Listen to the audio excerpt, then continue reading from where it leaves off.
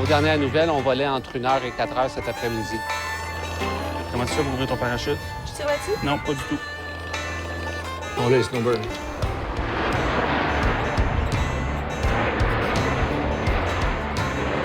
On a une intrusion au bord de la piste. La journée qu'il arrive quelque chose, on arrête instantanément de voler, on pose pas de questions. Essayez de comprendre qu'en ce moment, on est en délai et on perd du temps.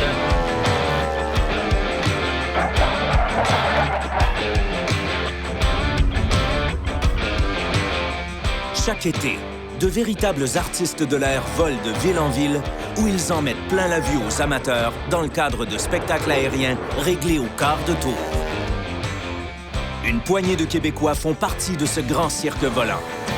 L'histoire qui suit est la leur.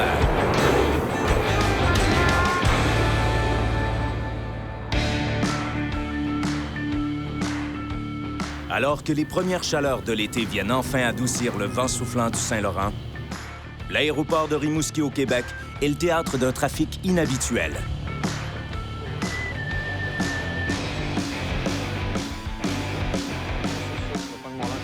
Aussitôt que c'est évident qu'il y a quelque chose de majeur, OK? Donc c'est go, go, go. Attendez pas d'appel à ce moment-là.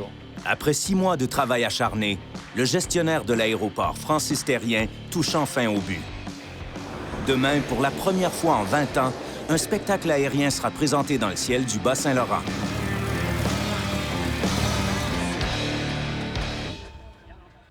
S'il y a de quoi, je suis en haut, OK? Un événement rendu possible grâce à la détermination de Francis et aux nombreux bénévoles qu'il a recrutés pour l'événement.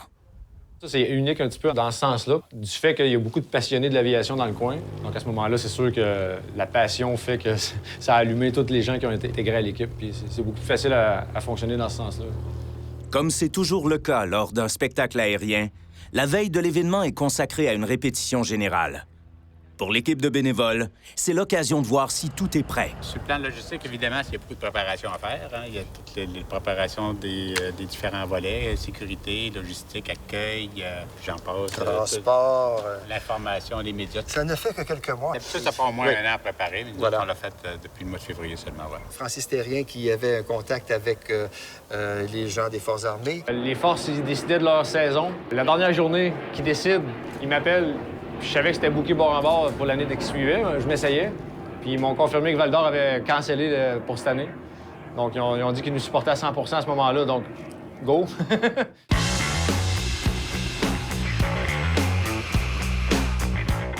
En plus des militaires, Francis a aussi fait appel à quelques performeurs civils, dont Mario Hamel et Daniel Fortin de Yak Attack Air Shows. Moi, je suis déjà fait un spectacle ici il y a 20 ans. Et puis, il y en avait à Montjoli, il y en avait à Rivière-du-Loup. Puis ça a comme disparu avec le temps, malgré que c'est un endroit où l'acrobatie, pendant une certaine période, a été très, très forte. Il y a une quinzaine, vingtaine d'années, c'est ici que ça se passait pour une raison quelconque. Il y avait beaucoup de pilotes d'acrobatie qui étaient basés dans la région. Et puis, c'est un bel endroit pour commencer la saison. Bonjour, mademoiselle Daniel Fortin, ça va bien? Ça va bien, vous autres ici? Oui. Ça, c'est le véhicule. Il est OK. juste stationné ici. C'est le caravane. Il est juste sur le côté. Ah, ici. excellent. Au, On passe l'hôtel. Excellent.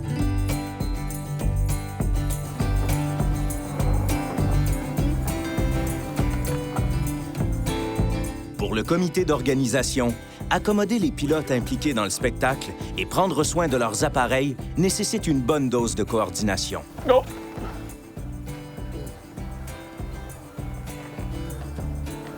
C'est beau. Sans compter la préparation du site, qui doit être complètement réaménagé pour assurer la bonne gestion et la sécurité d'une foule de plusieurs milliers de personnes. On a une vue 360 sur le site. On a le parc à Desmaures-Saint-Laurent, qui est un parc qui est voisin, qui appartient en plus à la ville. Donc, lui, il est aménagé comme la zone primaire numéro 1, qui est de regroupement de spectateurs. En haut, là-bas, sur le petit tarmac, on a les services d'urgence. Donc, eux autres sont prêts en stand-by, etc., là, à réagir à toute éventualité.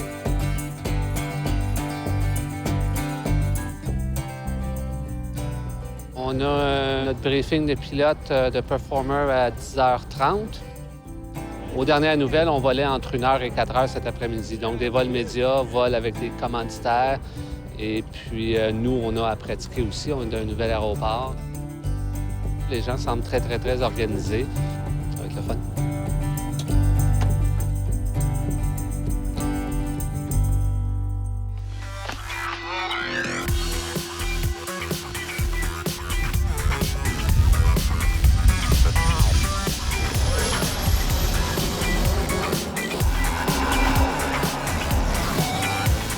Mais un spectacle aérien n'en serait pas vraiment un sans sa composante militaire.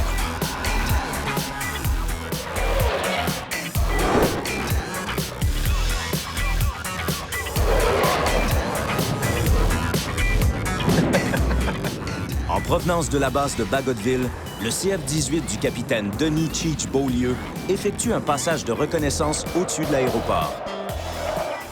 Quand on arrive en quelque part, souvent les snowbirds, par exemple, eux autres, ils vont mettre la fumée, ils vont faire un petit survol de la ville en formation rapprochée, justement pour dire aux gens de la région, « Hey, il y a un spectacle aérien en fin de semaine. » Moi, la plupart du temps, les organisateurs me demandent de faire ça aussi. C'est bien passé, j'ai fait un petit 360. Puis j'ai vu plusieurs personnes en ville qui m'ont dit « Ah oui, on t'a vu, on t'a entendu, on va être au spectacle en fin de semaine. » Donc c'est ça l'idée aussi, c'est de faire un petit peu de promotion pour ça. Nice. Ça, c'était une photopasse. On a des marqueurs bord en bord des zones. Okay. Le point de repère, c'est les réservoirs qui sont là. Puis de l'autre côté, il y a le container bleu là-bas. Il s'enligne sur cette passe-là avec virage à grande inclinaison en avant de la foule, entre les deux repères. Donc c'est adapté pour faire des photos à très bon niveau devant le monde.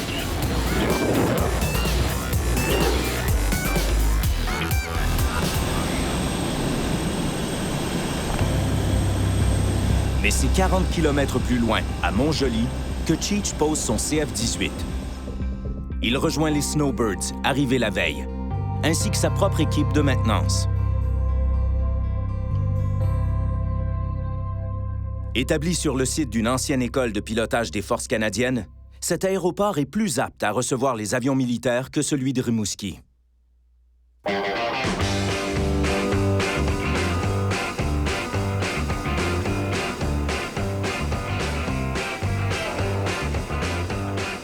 La tenue d'un spectacle aérien ne peut être rendue possible sans le support de commanditaires.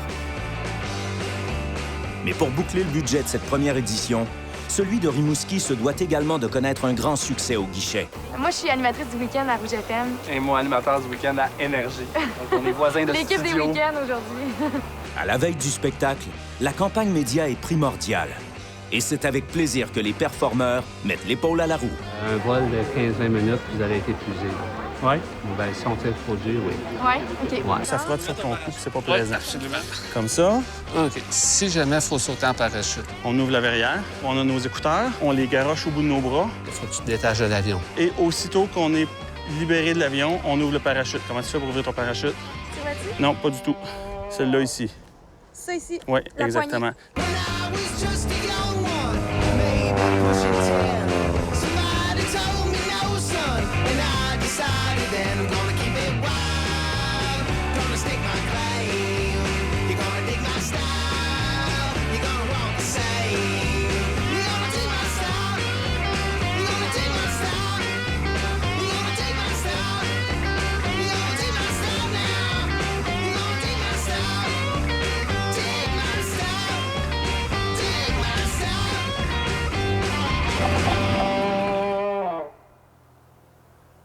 J'avoue que j'ai eu un petit haut de cœur à un moment, mais j'ai perdu mon point de repère. Je me suis penché la tête en arrière, puis c'est devenu comme plus pesant. Hey, ça n'a pas de bon sens.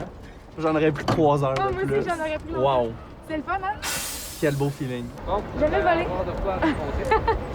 En fait, Demain. moi, je suis en onde ce soir. C'est la première chose que je dis en ouvrant le micro.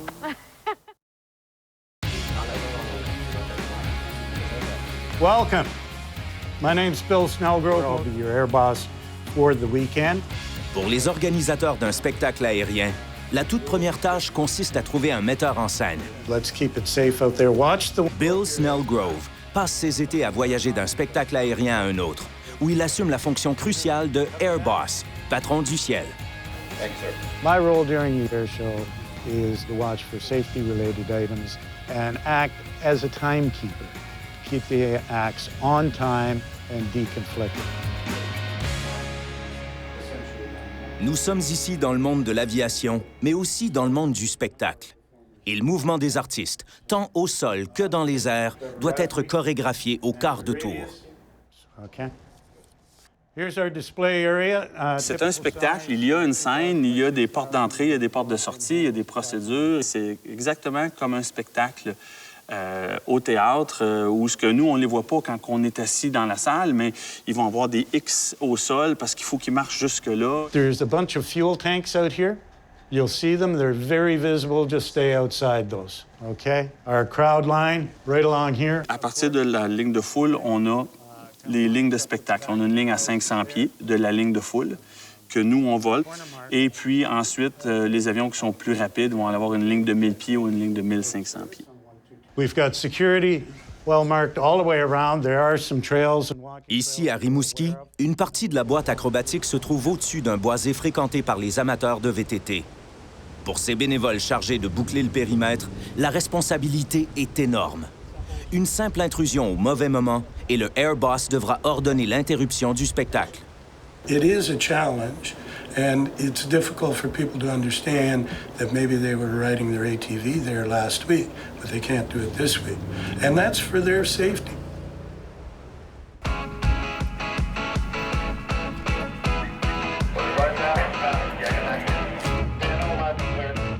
Tout est sous contrôle pour le périmètre.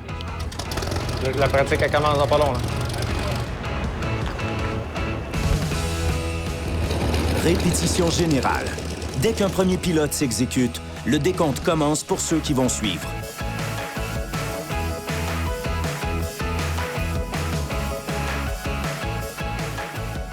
Sur la rampe, tant à Rimouski qu'à Montjoly, chacun sait ce qu'il a à faire. S'asseoir dans le cockpit, chauffer les moteurs, rouler jusqu'à la piste, décoller, tout est prévu à la minute près et réajusté au fur et à mesure par le Air Boss.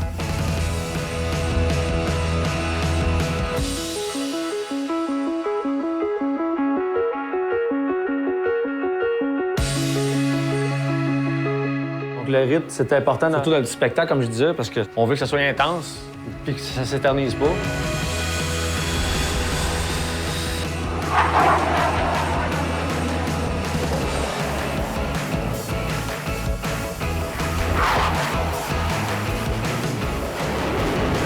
À date, ça va bien. Depuis qu'on a recommencé, là, ça fait 1h10.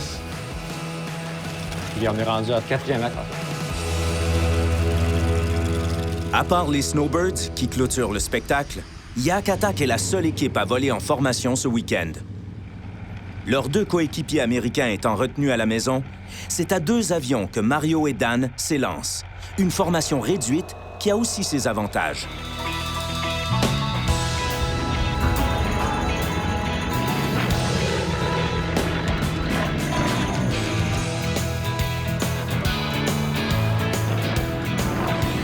On peut se permettre d'être plus agressif lorsqu'on est seulement 2 par rapport à 4. À 4, plus tu as d'avions, plus il faut que tu sois progressif dans tes mouvements, moins agressif, moins abrupt.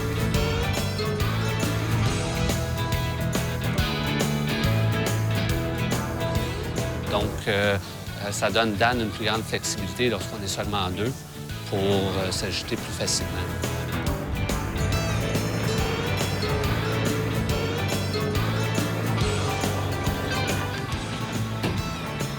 On les Snowbird.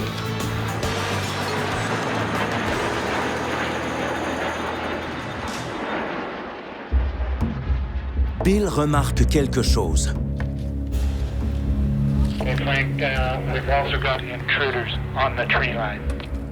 Un curieux s'est frayé un chemin jusqu'au bord de la piste. All right, we check that, thanks. Richard, t'as l'écoute? On a une intrusion là, au bord de la piste, OK? Qui aille là, au bord de la piste, il y a une intrusion juste le bord de la piste, là, OK? Faut faire ça vite. OK. Pour l'équipe de bénévoles, cette intrusion pendant la répétition générale s'avère un excellent exercice. Mais elle force le Air Boss à interrompre l'entrée en scène des Snowbirds, qui demain constituera l'apogée de tout le spectacle. We have to hit those time targets. Very difficult to move the Snowbirds time-wise, especially when they're coming from a remote area. Yeah, just wondering the progress on the intruder. No news for now. Okay, copy that. Les snowbirds, ils se regroupent parce qu'ils peuvent pas faire de pause. Essayez de comprendre qu'en ce moment, on est en délai et on perd du temps. Donc, s'il vous plaît, la prochaine fois, il va falloir pousser plus que ça demain. Là.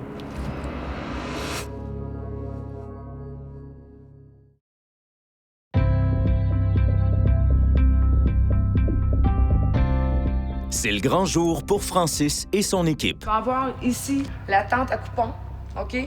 On a 3-4 personnes là-dessus. Plus d'une centaine de bénévoles sont au rendez-vous pour une foule attendue de plusieurs milliers de personnes. Pour Dan et les autres pilotes, c'est la séance d'information habituelle avec les services de secours. Oui, moi j'ai un instincteur au hallon à côté de moi, c'est tout. Il n'y a pas d'instincteur au moteur. S'il y a un événement qui arrive, un avion s'écrase au sol, bien, nous autres, on fait partie de l'équipe de recherche et sauvetage. On est les premiers arrivés sur les lieux avec les pompiers. Vous sortez à peu près à quelle distance à l'extérieur de la zone? Juste me donner une idée, là. On fait le tour de chaque avion. On s'assure qu'on connaît les procédures pour fermer le gaz, fermer le courant électrique, comment détacher le pilote de l'avion, comment le sortir là, de façon sécuritaire, autant pour nous que pour le pilote. Tu le lèves, tu le lèves.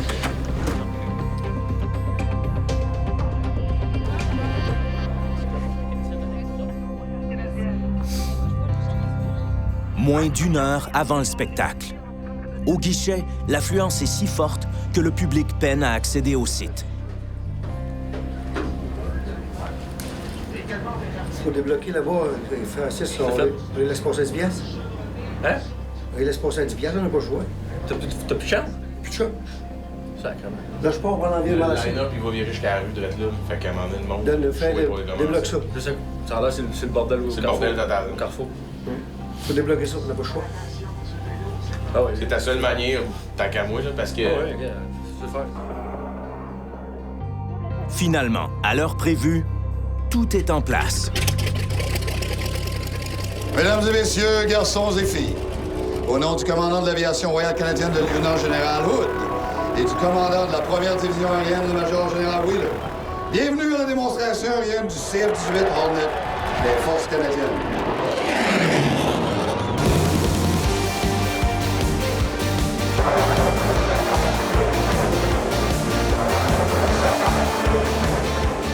Les premières performances se déroulent exactement comme prévu. Et à l'heure convenue, le Airboss Bill Snellgrove autorise Mario et Dan à entamer leur routine. On l'appelle le Airboss pour une raison, c'est lui qui gère tout.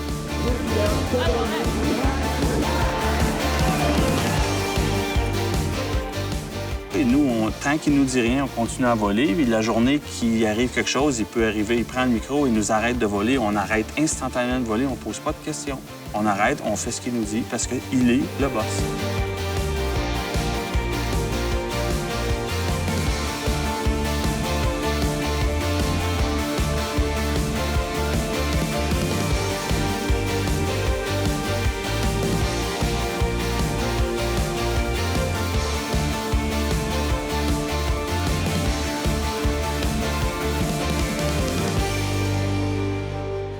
Tout de suite après Yak Attack, c'est au tour de Trevor Rafferty de s'envoler pour sa routine de voltige.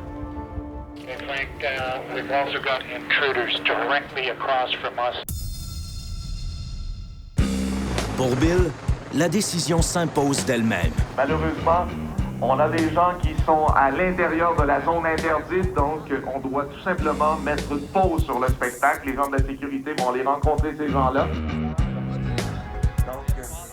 L'intrusion, si c'est la même que je pense, moi j'en ai rapporté une en atterrissant. J'ai trouvé des gens qui étaient à l'intérieur de la boîte de performance. Pour sa propre sécurité en cas d'écrasement, l'équipe de bénévoles a vite fait de déplacer l'intrus. Mais les Snowbirds sont déjà en route et Bill n'a d'autre choix que de sacrifier le numéro de Trevor, qui pourra se reprendre demain. I am the boss. What I say has to happen. So you do what I tell you to do, and you do it now.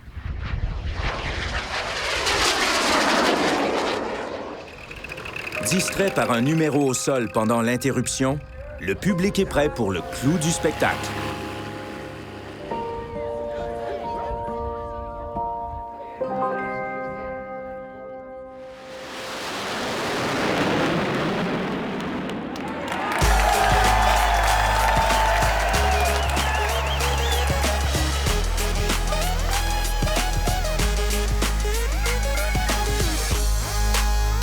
Présentée selon l'horaire et sans anicroche, la prestation des Snowbirds vient confirmer le grand retour des acrobates du ciel dans la région du Bas-Saint-Laurent.